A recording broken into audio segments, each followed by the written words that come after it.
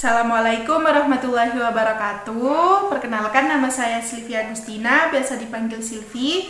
NPM saya 721213240. Saya dari kelas Manajemen Sumber Daya Manusia 2021C. Nah, jadi di video kali ini saya akan menjelaskan materi tentang budaya organisasi. Nah, pengertian budaya organisasi itu sendiri adalah sistem nilai yang dianut oleh anggota organisasi yang kemudian mempengaruhi cara mereka dalam bekerja, berperilaku, dan beraktivitas. Selanjutnya di sini ada elemen-elemen budaya organisasi. Yang pertama ada lingkungan usaha. Nah, lingkungan usaha itu sendiri merupakan salah satu elemen yang berpengaruh cukup kuat dalam pembentukan budaya organisasi. Contohnya, perusahaan cenderung mengeluarkan dana yang cukup besar untuk penelitian dan pembangunan tanpa memprediksi produk yang dikembangkan akan sukses di pasaran. Lalu ada nilai-nilai. Nah, elemen nilai ini merupakan konsep dasar dan kepercayaan dari suatu organisasi. Nilai-nilai di sini menitik beratkan pada suatu keyakinan untuk mencapai kesuksesan. Apabila karyawan tidak yakin, maka ia tidak akan berhasil. Nah, lalu di sini selanjutnya ada kepahlawanan. Elemen kepahlawanan dimanfaatkan untuk mengajak seluruh sumber daya manusia mengikuti nilai-nilai budaya yang dilakukan oleh orang-orang tertentu yang ditunjuk perusahaan sebagai panutan. Lalu selanjutnya ada upacara atau tata cara. Nah, perusahaan yang dalam kegiatan usahanya selalu melakukan upacara-upacara tertentu seperti penyerahan penghargaan bagi karyawan berprestasi setiap setahun sekali dan dilakukan secara rutin, dapat menjadi suatu elemen budaya tersendiri bagi perusahaan tersebut. Lalu yang terakhir ada jaringan kultural. Nah, elemen ini secara informal dapat dikatakan sebagai jaringan komunikasi di dalam perusahaan yang dapat dijadikan sebagai pembawa atau penyebaran nilai-nilai budaya perusahaan. Nah, selanjutnya di sini ada dasar budaya organisasi. Nah, di sini ada 6 dasar budaya organisasi. Yang pertama ada nilai adalah konsep kepercayaan. Yang kedua mengenai perilaku yang dikehendaki. Lalu keadaan yang amat penting, pedoman menyeleksi atau mengevaluasi kejadian dan perilaku. Dan yang terakhir ada urut dari yang relatif penting. Lalu di sini ada ciri-ciri budaya organisasi. Nah, di sini ada 5 ciri-ciri budaya organisasi itu sendiri.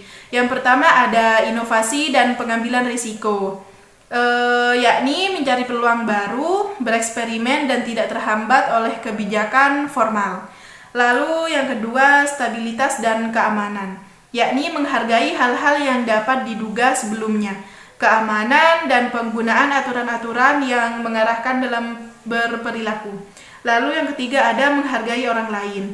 Nah, di sini contohnya seperti adil, toleransi, dan memberikan penghargaan bagi orang lain. Yang keempat ada orientasi hasil. Nah, orientasi hasil ini memiliki perhatian dan harapan tinggi terhadap hasil, capaian, dan tindakan.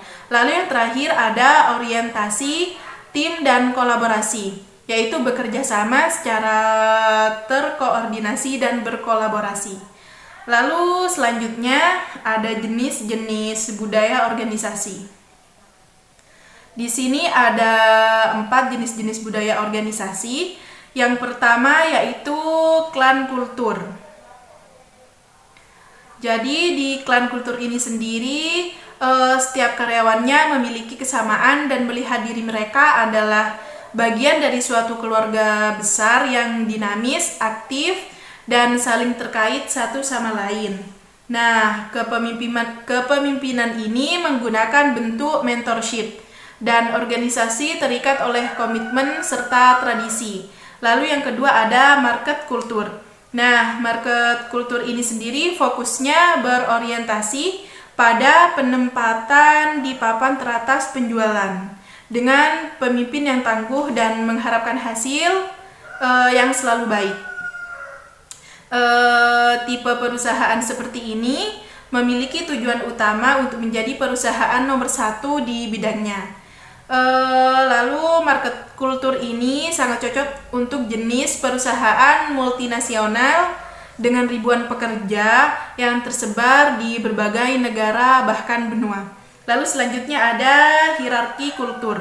Nah, jadi lingkungan hierarki kultur ini sendiri kerjanya cenderung kaku, formal dengan prosedur kelembagaan yang ketat sebagai pedoman. Lalu kepemimpinannya didasarkan pada koordinasi dan pemantauan yang terorganisir oleh atasan dengan budaya yang menekankan efisiensi dan hal-hal yang cenderung repetisi. Contohnya adalah budaya yang diterapkan pada bidang militer. Lalu yang terakhir ada adokrasi kultur. Nah, jadi budaya ini sangat cocok bagi para industri 4.0 karena perusahaan-perusahaan ini akan saling berlomba untuk membuat inovasi dan perbaikan struktur hidup manusia di masa depan. Budaya adokrasi menghargai individualitas dalam arti bahwa karyawan didorong untuk berpikir kreatif dan membawa ide-ide mereka sebagai inovasi baru perusahaan. Nah, budaya adokrasi kultur ini cocok untuk berbagai perusahaan startup sampai dengan level unicorn. Nah, jadi mungkin itu saja dari saya. Mohon maaf jika ada banyak salah kata. Wassalamualaikum warahmatullahi wabarakatuh.